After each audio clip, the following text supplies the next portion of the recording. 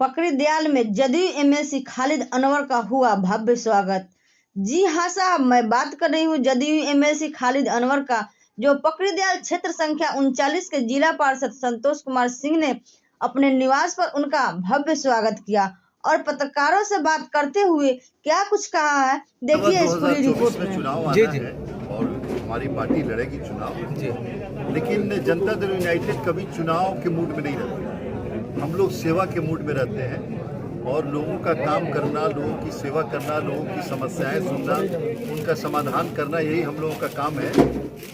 और इसीलिए हम आए हैं, लोगों से मिले हैं संतोष जी के बुलावे पे, जिनको मैंने कहा था, और इसके लिए आए। सर, आपका बात मैं सुन रहा था कि कोई सवाल नहीं करता है लॉ एंड ऑर्डर पर हॉस्पिटल में, तो सर सवाल होगा किससे? सरकार तो आपका है, तो सवाल हम लोग करेंगे किससे? तो आप ही से सवाल हो रहा है कि बिहार में जो है अपराधी बेलगाम है।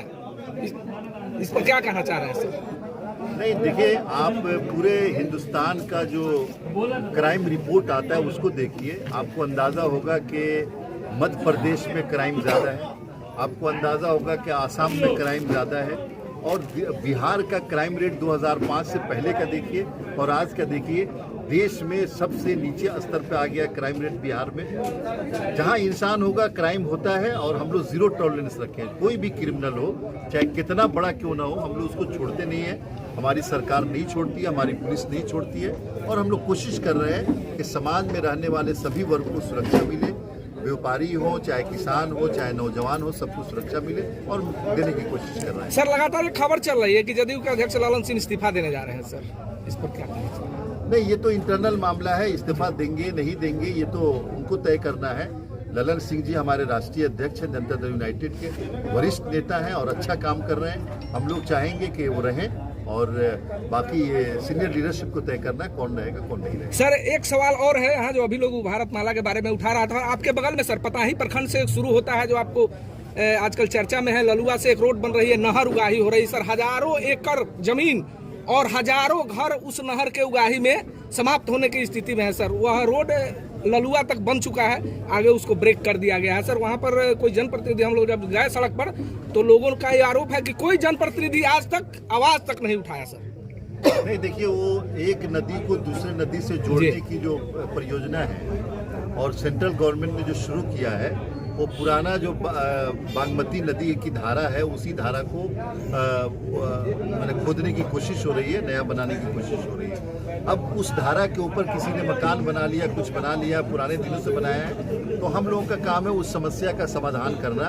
और संजय झा जी माननीय मंत्री हैं, उनसे बात हुई है, जनप्रतिनिधि भी गए हैं वहाँ पे, और डीएम साहब से भी बात हुई है। उस समस्या का समाधान ढूंढने की कोशिश हो रही है, लेकिन लोगों को ये समझना चाहिए कि नदी की धारा पे मकान बना लेना या दुकान बना लेना ये भी सही नहीं है, लेकिन अगर बनाया है, रसीदें कटी हुई, तो उस समस्या का समाधान सर। तो अब मामला आज का नहीं है, 60-70 साल पुराना मामला है। वह जमीन बिक चुका है सर, बहुत लोग के हाथों बिका है। नहीं, सरकारी जमीन को कोई खरीद लिया, कोई बेच लिया, ये तो अपने आप में गलत है। आपको पता है कि नदी की धारा है, पुरानी धारा है, और उस धारा पे मकान बनाया, बेचा, तो उसको तो देखना पड़ेगा। और हम लोग कोशिश कर रहे हैं कि जो लोग रहते हैं उनकी समस्याओं का समाधान। सर, एक सवाल और है कि पूर्वी चंपारण और शिवहर जिला को जो कनेक्ट करने वाली सड़क है, 2 सड़क पर मैंने मजबूती से आवाज उठाया था, एक फेनहारा से नया गांव सर, वहां भी एक एमएलसी महोदय हैं और बहुत सारे सांसद भी हैं अगल बगल में। अब वहाँ जो कनेक्ट करने वाली NH 104 की स्थिति इतनी जर्जर है कि वह 2 किलोमीटर सड़क, आप कभी गए होइएगा, हमको जो अंदाजा लग रहा है, इतना बुरा है कि आप चल नहीं पाइएगा। दूसरा, पताही प्रखंड से शिवहर जाने के लिए एक भी सड़क अच्छा नहीं है। आप सुगा पीपर से जहाँ शुरू करिएगा, वहाँ से सड़कें खराब मिलती शुरू हो जाती है।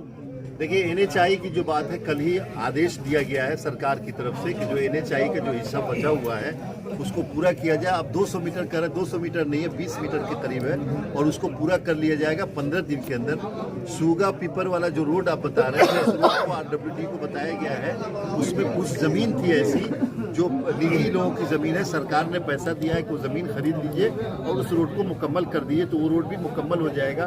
उसमें कुछ लोगों ने जो है ना, ब्रेकर भी कई जगह पे बना लिया, बहुत नजदीक में। उसके बारे में भी सरकार ने आदेश दिया है कि जहां जरूरी ब्रेकर है वहीं पे रहे, बाकी ब्रेकर को तोड़ दिया जाए, और आपको अगले 1 महीने के अंदर दोनों सड़कों का हाल सही हो जाए। सर, एक सवाल और है कि पकड़ी दयाल से और शिवहर जाने वाली सड़क जो है, जो शेखपुरा बाजार होकर जाती है, जर्जर स्थिति में है। अगर इस सड़क को बनवा दिया जाए तो 30 किलोमीटर दूरी कम हो जाएगा शिवहर जाने के लिए।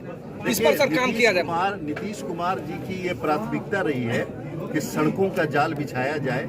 आपने देखा होगा कि 2005 से पहले बिहार का कितना बुरा हाल था। अब सड़कें बन रही हैं। हमारे पास लिमिटेड बजट है, लेकिन हम लोग कोशिश कर रहे हैं अभी कि सारी सड़कें बना दी जाए, अच्छी बना दी जाए। और मुझे लगता है कि इसीलिए कहा गया था कि केंद्र सरकार बिहार को स्पेशल स्टेटस दे, विशेष राज्य का दर्जा दे, ताकि हमारे पास जो लिमिट सुविधाएं हैं और लिमिट संसाधन है उसमें काम नहीं हो पा रहा है, तो विशेष राज्य का दर्जा हम लोग मांग रहे हैं। लेकिन ये अलग चीज़ है, हम लोग इन सड़कों को बनवाएंगे, मुकम्मल करेंगे। सरकार ने एक इतिहास बनाया है रोजगार देने के मामले में। एक साथ 2,40,000 लोगों को नौकरी का जो लेटर दिया गया, ये बिहार हिंदुस्तान के किसी स्टेट में नहीं हुआ। और हम लोग पूरी कोशिश कर रहे हैं कि बिहार में लोगों को रोजगार मिले। विकास मित्र का पैसा डबल किया गया, टोला सेवक का पैसा डबल किया गया। हम लोगों ने आशा और कई तरह से लोगों को जोड़ने की और रोजगार देने की कोशिश की है। नीतीश कुमार जी का टारगेट है कि 20 लाख नौजवानों को रोजगार देना।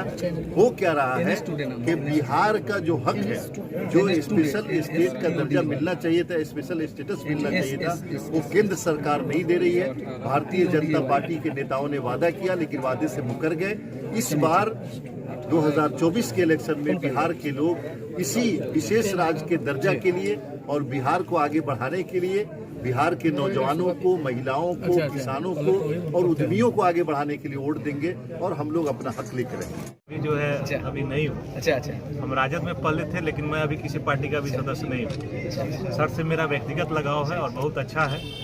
तो और स्वाभाविक है, अगर हम जनप्रतिनिधि हैं तो सरकार के लिए ही काम कर रहे हैं। हम तो जिला परिषद सदस्य हैं, पंचायती राज से हम जुड़े हुए हैं, तो हम तो सरकार के ही अंग हैं और सरकार के लिए ही काम कर रहे हैं। कहीं ना कहीं सरकार के दिशा निर्देश को ही हम लोग को फॉलो करना है और उसी के अनुरूप हम लोग को काम करना है। तो माननीय डॉक्टर खालिद अनवर साहब से मेरा व्यक्तिगत रूप से बड़े भाई की तरह बहुत अच्छी रिश्ता है और इनके लिए मैं तन मन धन से काम कर रहा हूँ।